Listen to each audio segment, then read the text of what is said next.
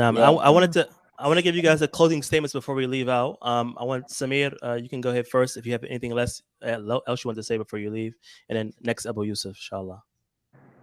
Me too, okay. I have closing statement too. Yeah, Now, me and you gonna stick around for a sec, and then close the podcast off. I'm gonna try to keep it short as possible, man. And I'm gonna say this on record, not to break my brother Abu Yusuf Khalifa's back, but I'm saying it on this live, so I think people should know about it. Shaykh Fareed thought very highly of the brother Abu Yusuf Khalifa. He's told me this in private conversations that I've had with the Shaykh, that he thought highly of the brother. He considered him to be a fabulous student, as he would say.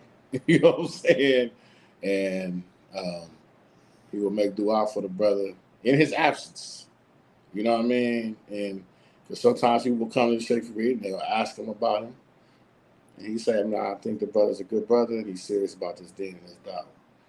You know, and for the people who will spoke ill of the Shaykh, man, I would just say, man, you know, man, Allah forgive you brothers. Because he was a brother, he was a true brother, man. You know what I mean? Like the brother said, man, he didn't carry himself above the people, man. I mean, I just can't stress that enough, man. Me being somebody that was around him for 20 years, man, he did not raise himself above the people, man. His humility was amazing. You know what I mean? And he would tell me, because we used to go sometimes and we would shoot archery. One day we was talking, and he said, "This is going to show you the humility of the Shaykh, man." Right? He would say, "Man, sometimes I wish Shaykh Muqbil never said I was an island." People would come to him and say he was a Shaykh and this and this and that. He would tell people, "Man, we can't call you Shaykh Fareed. Shaykh Muqbil says you was a Shaykh." And he would never refute it when people would say that. But sometimes he told me in private, I sometimes hate that Shaykh Muqbil said that about me in writing. Subhanallah. Because he did not like being called a Shaykh. He would tell you call me Brother Fareed, you could call me Abu Mujahid, and somebody would be like, "Well, we don't think those terms is befitting." And then I remember one day he got frustrated. And like I said, if you really knew Fareed, you would know when he was upset. And I knew this brother was upsetting him. And I was kind of like, "Yo, I'll play back." You know what I mean? And he said, "If you must call me anything, then call me Ustad." You know what I'm saying? But he liked to be called Fareed or Abu Mujahid. So people be like, "Why wasn't he known like this?" He was very humble, man. He did not. He fought fame. He fought fame, brother. He fought it. He didn't want to be famous. People say, "Why we didn't know?" He didn't want to be famous. He was Zuhud. Fareed wore the same thobe every day out. Wallahi. Only wore a different thobe on Yom Juma and Eid. Subhanallah.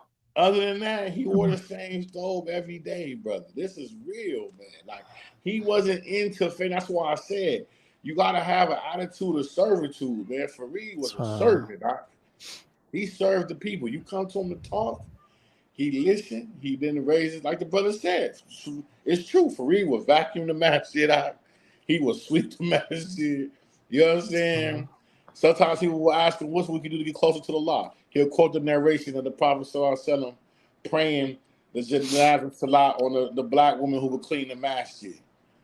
He said that show you the rank it is, because Allah's messenger, when the Sahabas came to him, he said, "Why didn't y'all tell me that she died?" And then he went and played the Salat on her. So Fareed was to tell us all the time.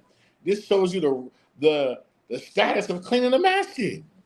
So he would clean the masjid out before Jummah. Not only would he get the khutbah, he would come earlier in the day and would clean the masjid out. Subhanallah. He would clean the brother's side. You know what I'm saying? And his wife would clean the sister's side. The sister would clean the sister's side. Like, this is how humble this man was. You know what I mean? He would come clean the masjid himself. He would change the times of the masjid board himself. You could come and see Fareed sweeping the steps of the masjid out. That's what I'm saying. Like, this is the type of person he was. Like I said, he never raised himself above the brothers.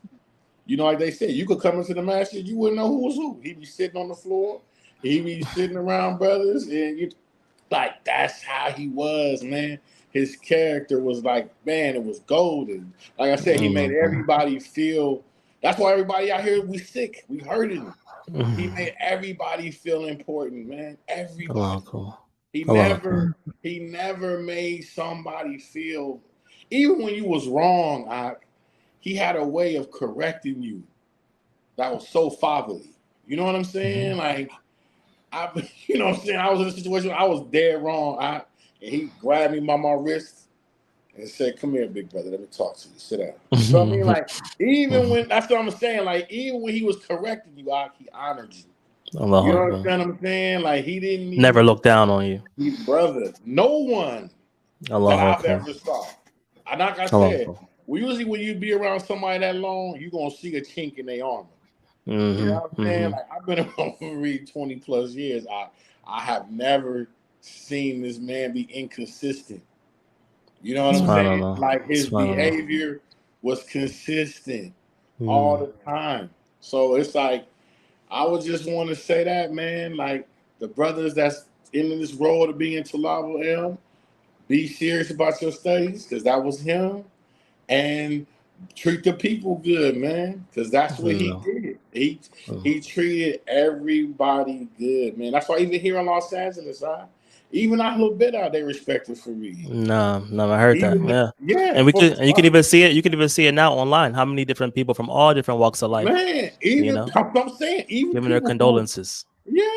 Because that's what I'm saying. Even when you claim innovation and you came in there, he wouldn't run you right out. And he know though, this cat off some bodies, but he'll bring them cats closer. Yeah, come sit right here. And then he would just teach him, bro. Teach him.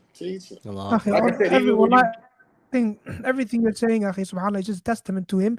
Is nothing other than him acting upon the knowledge he had. Because all of this, subhanAllah, reminds us of the character of Muhammad sallallahu alaihi wasallam. How he was with the people, his humbleness, how even the kuffar, a man would come to Prophet sallallahu alaihi wasallam trying to kill him.